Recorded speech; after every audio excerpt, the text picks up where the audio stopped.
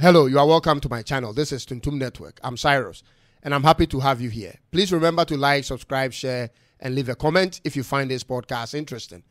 In today's episode, we are looking at a podcast that I did recently in comparing South Africa's economy to Nigeria's economy. And in the comment section, it went haywire. There were a lot of comparisons that other people did and other things that they mentioned, but there were certain topics that were particularly hammered on, and I thought it was necessary that I brought to your attention. So in this episode, we are going to focus on that. And by so doing, I'm going to read to you 3 of these comments that I thought had similar undertones in terms of the messages that they left in the comment section below. So I'm going to read from the first person whose account's name is at God's Anointed 3397. And this is what he said. Good content, no doubt, but you forgot to tell us, your audience, that all the indices and advantages enjoyed by South Africa come from the white population of South Africa, while the vices and disadvantages come from the indigenous black South Africans, unlike its rival Nigeria, where everything starts and ends with its indigenous people.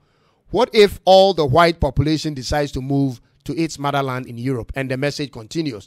Now, the second person whose account is Popup118 says, this is what he wrote. You should give Nigeria the respect because Nigeria is a black country and developing by black Nigerians, not foreigners.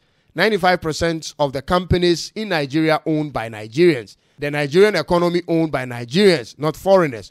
All the billionaires in Nigeria are Nigerians. And the message continues. Now, the third person and the last person is at Coding Express. And this is what he wrote. You've forgotten that Nigeria is major black wealth Africa. And South Africa and other African nations are built by foreigners or white billionaires. This tells you that we are doing well despite hate by Africans and hate by the West. We are doing it ourselves, and only time will tell. We will soon be at par with Turkey, soon. First, we just have one thing to deal with, electricity. The sector is being liberalized under the current government. This is the undertone that I found in all of the 3 comments. That the South African wealth is built and owned by white Europeans, whereas the Nigerian wealth is built and owned by black Nigerians. And surprisingly, a lot of African nationals, non-Nigerians, agree with that.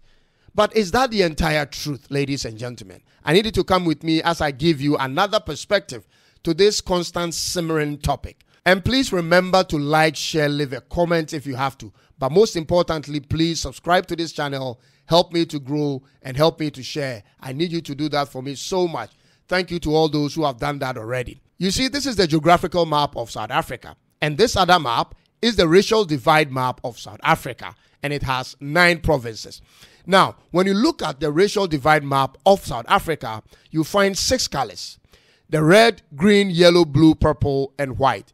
The dominating red color represents the settlement of the black majority South Africans, which are approximately about 49 million people out of their nearly 60 million population. The second dominating color on the map is white, which is lands with little or no occupation. These lands are predominantly owned or controlled by white people, and that is a fact. You need to bear in mind that majority of African countries went through colonial rule.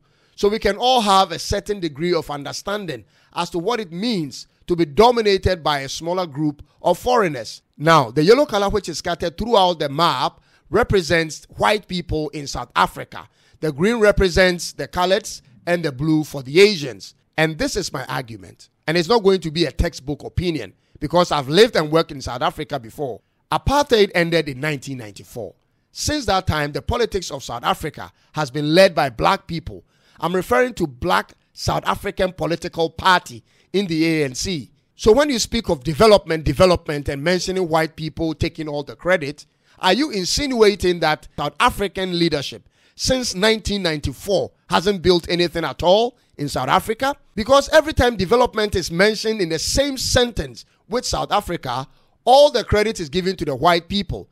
Does it mean that that is the true state of South Africa's development? That in the last 29 years, all the South African black presidents and their political party and their leadership of the country hasn't amounted to anything to deserve any credit? Is that the real state of South Africa's development? I want to ask you, are you trying to say that all the roads, railways, airports, accommodations, hospitals, universities, everything was totally built, completed before 1994 when power exchanged hands? Are you trying to actually say this? Is that what the whole Africa is saying? One thing I know about development is that it's a continuous process.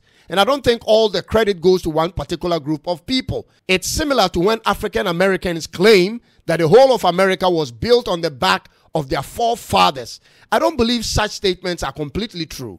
Everybody plays a certain role in development. Whether under good conditions or bad conditions, people play different roles to build every nation under the sun. It doesn't just go to one particular group or race of people.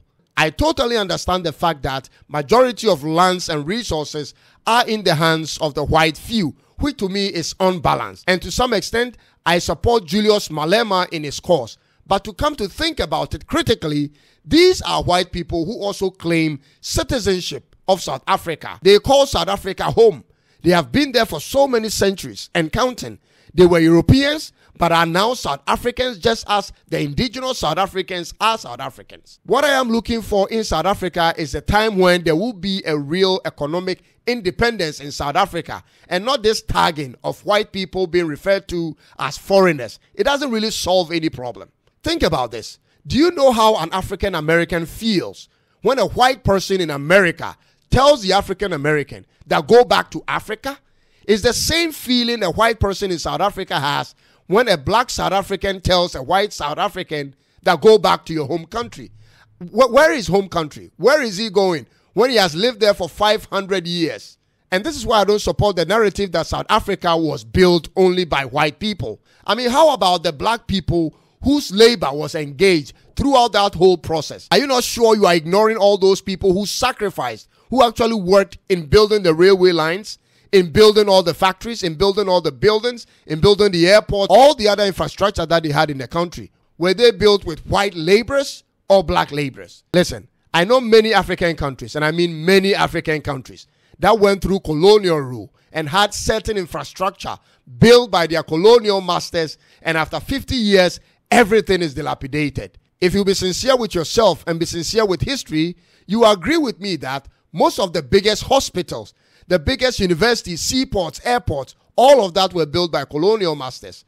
And eventually, our black leaders came and either expanded it or collapsed it. Per your own logic, it will mean that whenever we talk about development in your country or in any part of Africa, all the developmental projects that were done under colonial rule should be exempted. Does that make sense to you? Is that what you are actually talking about? But in any case, the Chinese, the Indians, and other European countries are currently taking on lands and projects and are very much involved with our African government in terms of funding.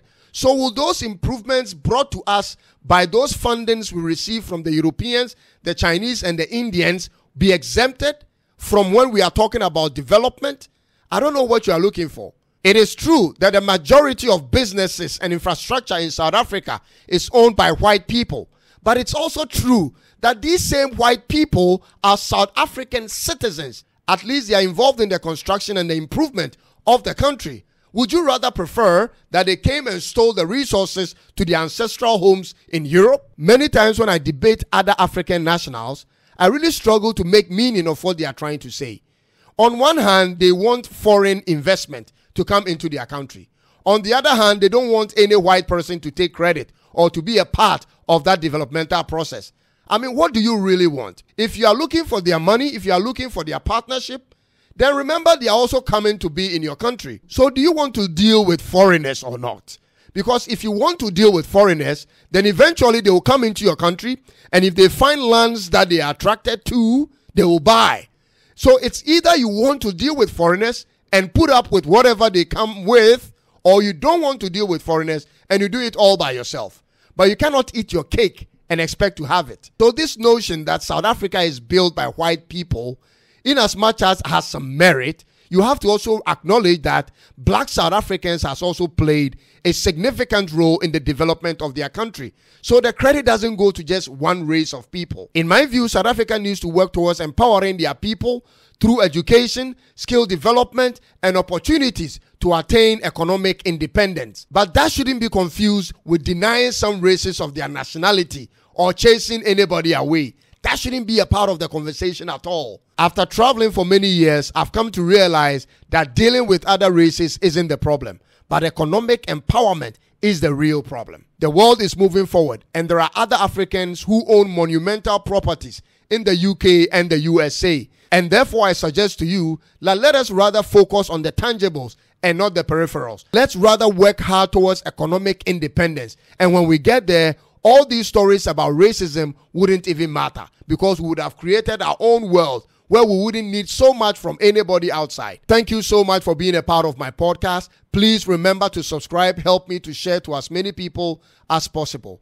Leave a comment if you have to. Until I come your way again, God bless you for taking time to watch this episode, and I'll see you again very soon. It's bye-bye for now.